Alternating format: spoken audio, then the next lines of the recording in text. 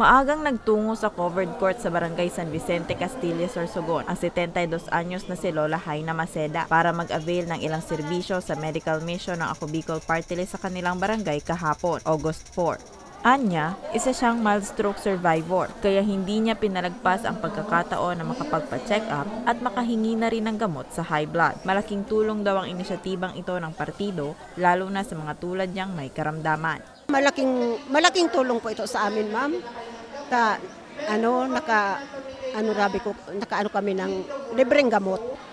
Kaya nagpapasalamat kami kay Saldico, Congressman Saldico. Lubos naman ang pasasalamat ni Punong Barangay Gina Labalan na napili ng Ako Bicol ang kanilang lugar para pagdausan ng aktibidad, lalo pat ito raw kasi ang unang pagkakataon na nagkaroon ng medical mission para sa kanyang mga residente. So sa ngalan po ng aking council, aking mga kasamahan dito sa Barangay San Vicente, so lubos po akong nagpapasalamat na sa Ako Bicol Party List. So maraming salamat po sa inyo.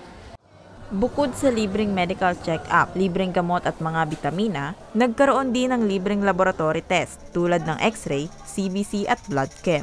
Dumating din sa aktibidad si Castilla Mayor Isagani Bong Mendoza na pinuri ang pagsusumikap ng partido na pinamumunuan ni Congressman Saldico na makapaghatid ng tulong sa kanyang mga kababayan. Ako po yung taos-puso nagpapasalamat, hindi lang ako. Ang buong bayan ng Castilla, Sorsogon nagpapasalamat sa Ako Bicol Party List dahil dinala dito ang medical mission sa bayan namin, na kung saan hindi lang medical mission ang nandito, dito rin pinagawa ng Ako Bicol Party List ang MICES, yung isang napakalaking building na ginagawa ngayon ongoing na mga gamit ng aming bayan at ng buong lalawigan ng Sorsogon. Sa datos ng partido, kabuuang 500 residente ang nakinabang sa aktibidad. Samantala, ngayong darating na Biyernes, August 8, nakatakda ring magkaroon ng medical mission ng partido sa Barangay Kumadkad, Castilla. Bukas din ito sa mga taga-barangay San Isidro at Makalaya. Magsisimula ito alas 7 ng umaga hanggang alas 2 ng hapon, kung saan kabuuang 1,500 ang inaasahang benepisyaryo.